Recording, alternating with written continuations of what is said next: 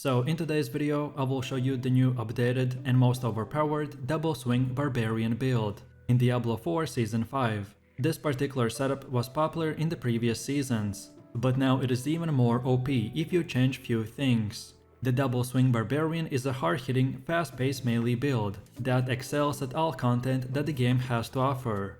A small AoE zone may seem underwhelming at first, but once the attack speed buff starts stacking and the twisters start spinning, then the double swing quickly becomes a deadly force, decimating massive amounts of enemies with its hit and run style of play, while also making short work of any boss that try to stand in our way.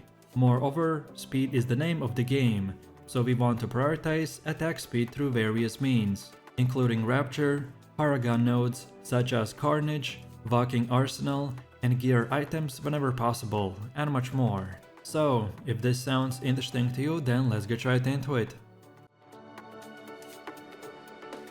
So then let's start with the skills, and we will be using the Rupture, Double Swing, Rallying Cry, Leap, Charge, and Wrath of the Berserker. And for our technique, we have the two-handed axe expertise. As for our choice of skills, we focus on abilities that enable us to keep our damage, mobility, and fury levels as high as possible. Leap and Charge are great in this regard, since Enhanced Double Swing will always return fury when hitting a stun target. Wrath of the Berserker gives us a massive damage boost and resource regeneration, and of course a nice movement speed boost to go along with it. Rallying Cry is yet another source of recovering our fury, and most importantly, the main source of the Unstoppable, which ensures that any controlled impairing effect does not slow us down. So then let's move over to the skill tree, and this is what we have. And by the way guys, you can find the link to this full build and website guide in this video's description. For this setup to work, you need to have a level 50 character and have finished the campaign, which is extremely easy to do in the current season. So then in the first section, we spend 2 points on the lunging strike and enhanced node. This is required to advance the skill tree. Aside from that, there are benefits to using it in combat, primarily as a fury generation when needed. Then we move over to the next section, and we spend 4 points in the double swing, and 2 more points in the enhancements. This skill is our main core ability. It comes packed with some great utility by providing us a way to constantly refresh our berserking status. Anytime it is used against stunned enemies, it even becomes spammable because of the enhanced double swing. And most importantly, this is one of our main ways of spamming the Dust Devils. Then we move over to the third section and spend 6 points on the Martial Vigor and Imposing Presence, while also unlocking the Rallying Cry with 1 point and spending 2 more in the enhanced nodes. The Rallying Cry is our main source of movement speed, source of Unstoppable, Fortify, and insane amounts of fury generation. We have this buff active essentially always, thanks to the Yen's Blessing Boots. Then the next part is where the most of our bulk points will be spent, which are to unlock the Leap and Charge skills, while also enhancing them. Charge does quite a few things for us. It is a travel tool, a means of inflicting stun, and a source of Unstoppable and Berserking. It is best to use when approaching groups of spread out enemies, to pack them tightly against walls or terrain, in order to take them out cleanly and effectively. And then Leap is another mobility tool with its own set of advantages. In this setup we have very low cooldown, and it is typically our main way of getting around quickly. Since Power Leap makes it a fury generation, it will also frequently spawn Dust Devils whenever it lands on enemies.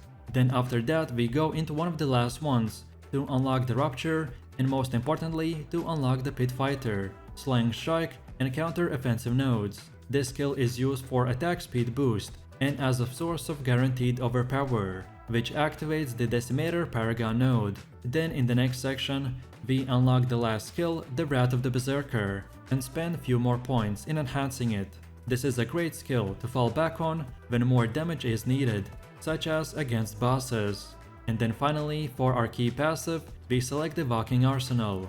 Then next up, let's take a quick look at our gear, and I will show you 2 setups. The first gear loadout will be a quick 30-second showcase of what you can use immediately with zero grinding whatsoever, and then after that I will show you the full endgame setup. So upon finishing the leveling process, and approaching the endgame grind, many of the aspects you use are already available to use from the Codex of Power. There is no reason that you shouldn't put them to immediate use, since they can be imprinted as often as needed as you upgrade your gear. So start off by using the Numbing Wrath, Disobedience, and Shared Misery for your helmet, chest, and pants. Then use Berserker's Ripping, Inner Calm, and Brawlers for gloves and your one-handed weapons. Then for two-handers, use Fierce Winds and Windlasher. Then for boots, amulet, and rings, feel free to equip Anemia, Devilish, Voracious Rage, and Invocalized Empowerment.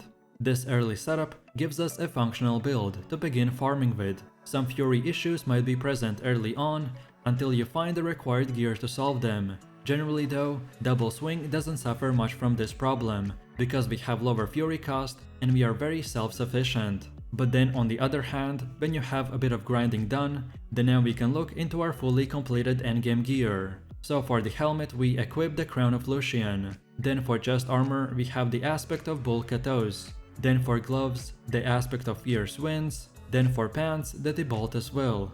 Then for boots, the Yen's Blessing. And this is vital, because it will give us an infinite uptime on the Rallying Cry buff. Then for bludgeoning weapon, we get the Airquake aspect. For dual wielding, the Ramaladness Magnum Opus. And for second dual wield, the Third Blade. And these are the last two must-have items as well, as they will enable our build to utilize the Fury to the max potential and give us crazy damage. Then for slashing weapon, we are using the Windlasher aspect. For amulet, the Devilish aspect, and for both rings, the aspect of Giant Strides and the Starlight aspect.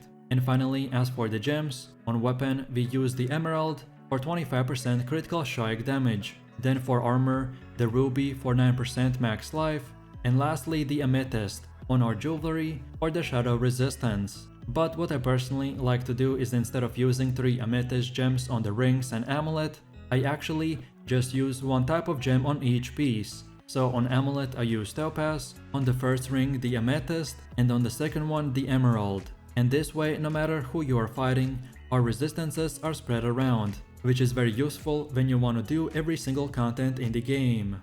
And then next up, let's go over to the Paragon board. And as there are 225 different choices that I made, so I won't explain each one's reasoning. But most importantly, what you need to know is that this board is optimized to give us as high damage as possible, while not forgetting about the defenses. So on the starter board, we follow this path and select the Twister glyph.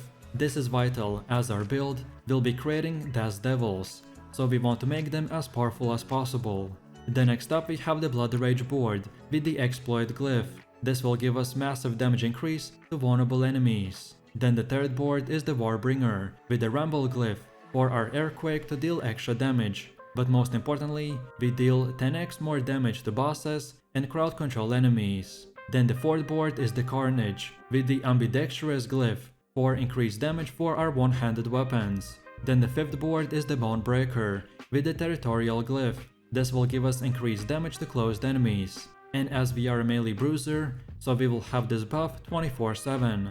And finally, for the sixth board, we have the Decimator with the Untaunted glyph for increased damage when fortified and some extra damage reductions. And by the way guys, don't forget before spending your points to make sure to rotate the board if needed, so it would 100% align with this setup.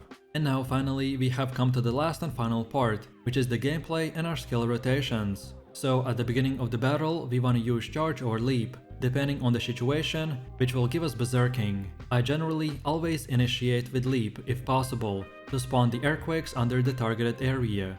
And if the terrain allows for it, then charge can be aimed at a wall or other obstacles, to first inflict stun and then follow that up with a leap. Then second of all, we shred enemies with the double swing skill, to fill most of our screen with dust devils that annihilate everything in their way. Each time we use the skill will also extend the berserking status, even if it does not hit a target, so keep this in mind if it's ever about to fall off. Then the third step is to use Rallying Cry whenever it's off cooldown. While it is on cooldown, it will be cast automatically, right after it falls off, because of the Yen's Blessing. However, if it ever falls off while moving from pack to pack, and there are no targets, then using Evade can also activate it. Then next up we use Rupture on enemies. to gain a huge burst of attack speed and activate the decimator. This should be used depending on the situation and is especially useful in longer fights for maximizing damage. And finally, our Wrath of the Berserker is always in our pocket for whenever it's needed. I personally always try to make sure that it's back up in time for boss fights, but keep in mind that this build can be very resource intensive. So resource generation rolls are required on our rings.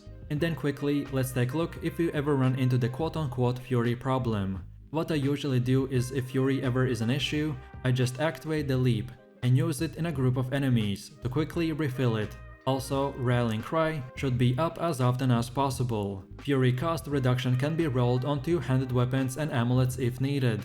But for most endgame players that play the game for a few hours, this should not be required. And lastly, you should always try to fight enemies in bunch of clumps to get the highest value out of your Fury on kill. And that's about it. So with that said, I really do appreciate everyone for watching guys, and I hope you enjoyed it. If you have any questions or suggestions, then feel free to leave your comments in the comment section down below. And while you're doing that, please click like, subscribe and enable that notification bell, so this way you could support the channel and not miss any more amazing content. With that said, you have an amazing day and I will see you in the next one, so take it easy, peace.